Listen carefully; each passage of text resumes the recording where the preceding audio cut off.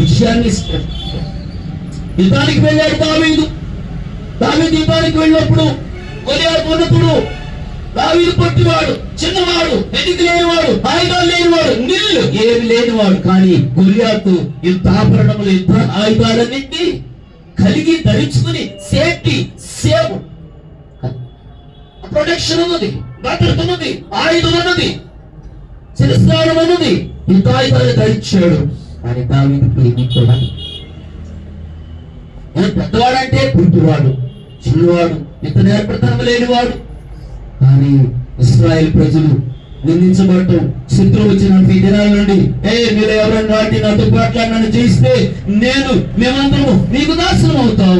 మీరు నన్ను జయించగలిగితే మీరందరూ మాకు వాళ్ళకి దాసోహం చేయాలి. రండి రండి రండి అని. ఒక రోజు కాదు, 2 రోజులు కాదు, 10 రోజులు కదా, 40 days 40 దినాలు సవాళ్ళు విసురుతారు.